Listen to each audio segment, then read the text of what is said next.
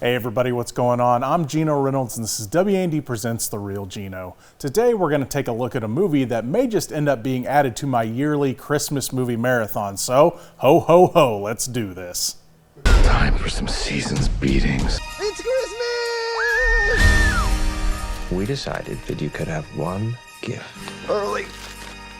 What is it? That is a direct hotline to Santa Claus himself. I can talk to Santa. All right, revelers. Welcome to your worst Christmas ever. Let's go! My name is Trudy Lightstone. Are you gonna help us, Santa? Yeah, Trudy. Santa? You're on my nice list.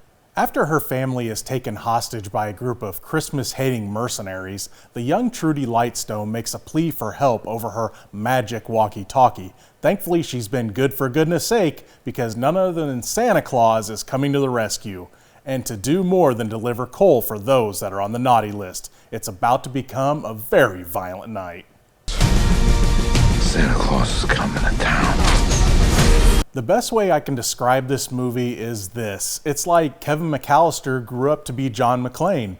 After a very violent career with the police force, McClane is then chosen to become old Kris Kringle himself with a huge chip on his shoulder. I mean, this movie will make at the very least an amazing double feature with that other iconic Christmas movie, Die Hard.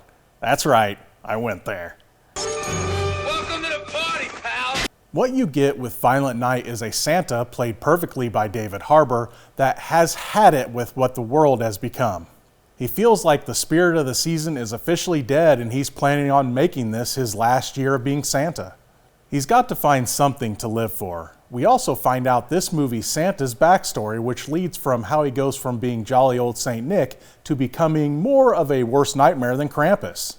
Oh, and speaking of Krampus, led by John Leguizamo Scrooge, all the villains have Christmas-themed names like Gingerbread, Candy Cane, and yes, of course, Krampus, who's played by Brendan Fletcher. And if you've seen the Uwe Boll Rampage movies, you know how creepy and weird that guy can get. All of these bad guys get served up to our hero, and at times Santa's little helper, to dispatch of in many creatively violent and funny ways. Let's just say that the little girl Trudy's favorite movie is Home Alone. What I love the most about this movie is that not only was it a brutal and bloody lone wolf takes on all the bad guys type of movie, but it also has some heart to it as well. It's not just about the blood and guts and gore. Well, I mean it is, but underneath it all you get a sweet redemption arc plus a story about still having hope for this rock that we live on. Look, I'm not the biggest fan of the holidays, but this movie definitely put me in a jolly mood. If you saw the trailer for this and thought, that movie looks like a ton of fun, go with your bowl full of jelly. This movie was everything I hoped it would be and more. From start to finish, it is jingle bells to the wall action, one horse opens slaying all the bad guys violently, and holly jolly belly laughs all the way through. I can't recommend this one enough. But I will anyway. If you want to go see, no, let's rephrase that. How about when you want to go see Violent Night? You can see it in theaters now. So ho ho ho and away you go. That's going to be it for this edition of WAND Presents The Real Geno. As always, I am your host, The Real Geno, Geno Reynolds. And whatever you celebrate this holiday season, have a good one. Until next time. You know, it's just not Christmas for me unless I see Hans Gruber thrown off of Nakatomi Plaza. Absolutely.